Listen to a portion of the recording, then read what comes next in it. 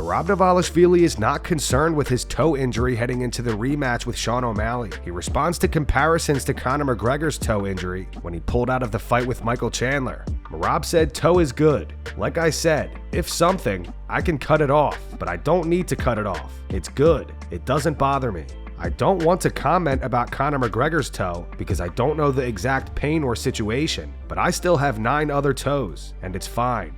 Merab also says he plans to strike more in the rematch with Sean O'Malley. He continued, not a big change, but maybe more striking. It was my first title fight, and I was more focused on winning the fight. And I was the underdog, and I didn't care what people were going to say. Now, I'm going to be more focused to show a good fight, and I'm going to show more striking. Alexander Volkanovski shows Israel Adesanya striking technique he likes to use.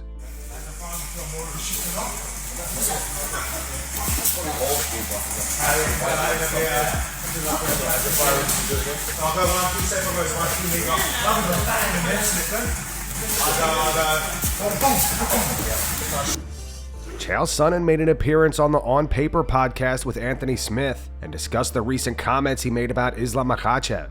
Chael stated that Islam moving up to welterweight was a sign of cowardice and not courage. Chael says he believes he was misquoted. All right, Chael, do you really believe Islam Makhachev ducked and is afraid of Ilia Topuria? No. Genuinely? No. I think, I was misquoted. So I was describing a scenario, and what I called him was a coward. What got quoted by ESPN and something called MMA Censored, which got a pretty good social media following, is I referred to Islam as a coward. Now, I went back and watched it because I thought, man, if I said that, I would have misspoke. I just want to use that word about Islam, and I don't find him to be a coward. I find him to be a great competitor. But I did describe the scenario, and the scenario I described was that he gets confronted, and it does matter. It matters the order of events. Did Islam inform the UFC of his intention to move to 170 pounds and fight for the title prior to the UFC offering him Ilia Topuria? They stripped him. So my point was, if you want out of a fight so bad that you're willing to leave a division and leave a belt, that would be a sign of cowardice for a future generation that might look back on this moment, hear interviews like you and I were doing. But I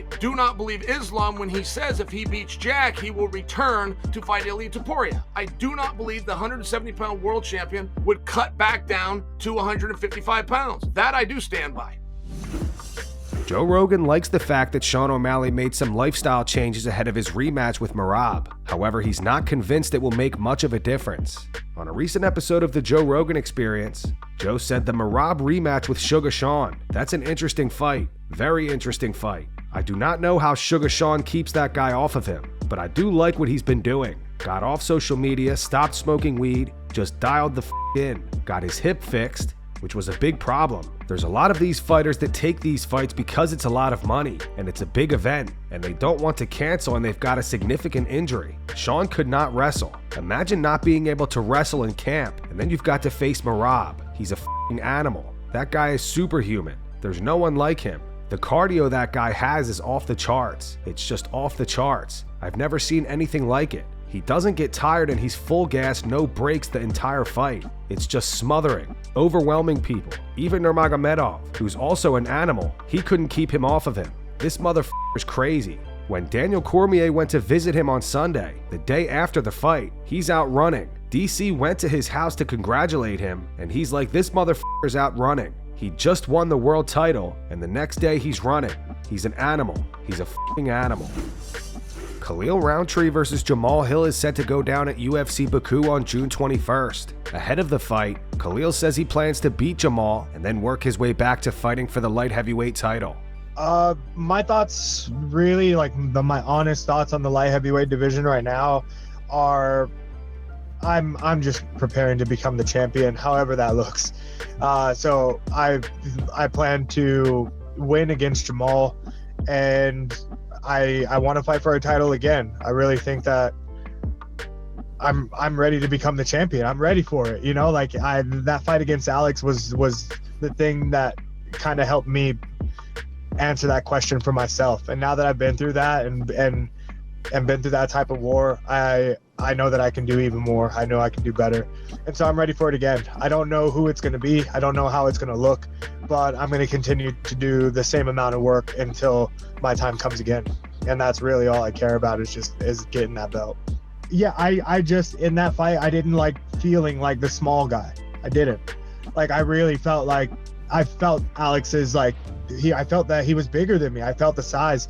I felt the strength, especially on the receiving end of the punches and stuff. And, like, although there were a few moments where I was able to push him back, I think that it took more energy than I would have liked it to.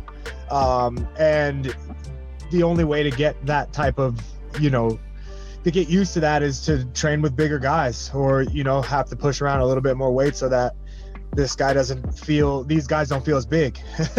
You know what I mean? Like, I really did feel like a smaller guy. So that was a lot of my reasoning for working with Christian, aside from us just having great chemistry. Merab Dvalishvili believes Sean O'Malley will change his game plan for their upcoming rematch at UFC 316. He also revealed that part of the reason he agreed to fight Sean in June is because he wanted Sean to have more time to recover from surgery. How you feeling? I feel good. It's my first rematch, and I feel very relaxed. I was relaxed in first fight, but now I don't want to be relaxed because now I know Sean will change his game plan and he will make some big adjustments. And I'm relaxed, but I'm telling myself, you gotta be motivated. You gotta be more hungry than what I was first fight. Yeah, after I beat Umar, UFC called me and asked me if I want to fight either in April, which is here in Miami, or June in New Jersey. And I say yes to June in New Jersey because two reasons.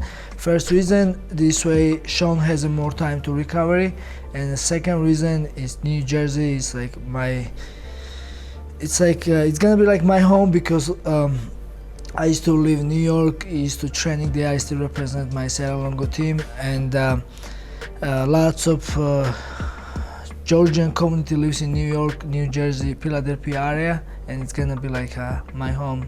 And all my teammates and all my country people will be there and cheering for me. And so Ray Longo believes Dricus du Plessis will successfully defend his middleweight title and come out on top against Khamzat Chimaev at UFC 319.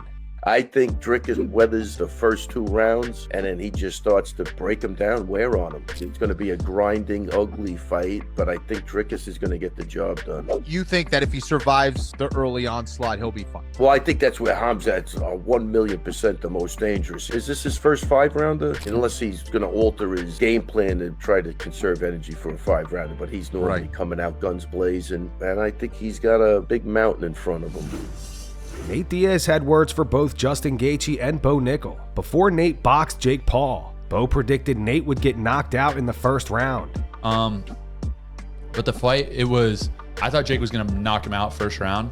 Nate and Justin Gaethje have had beef for years now. Nate was critical of Gaethje's loss to Khabib Nurmagomedov, and Gaethje fired back, calling Nate a bitch. Nate recently made an appearance on the HJR podcast along with Rampage Jackson. He went on to say, "You guys are all OGs to me, and now that I think about it, it's only like 3 or 4 years ahead of me. But now these fools that are like 10 years younger in the UFC, after me or 12 years after me, and they're like, Nate Diaz, you're a bitch." And I'm like, why are you talking to me like that, motherfucker? Just all them fools. Like Justin Gaethje, when he came out, he got in the UFC in like 2016 or some shit.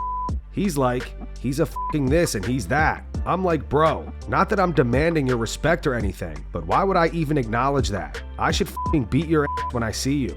It's wrestlers, that's what it is. That Bo Nickal dude was talking to somebody about me, like dissing on me, and I'm like, bitch, you. Why are you even putting my name in your mouth? You little bitch. Young ass motherfuckers. I'm with it though. Good, but be about it when you see me. I'm like, you, bitch. And you're like, what are you talking about? I remember what you said. Tom Aspinall posted this to his Instagram last night. In the caption, he wrote, "Heavyweight news, coming soon."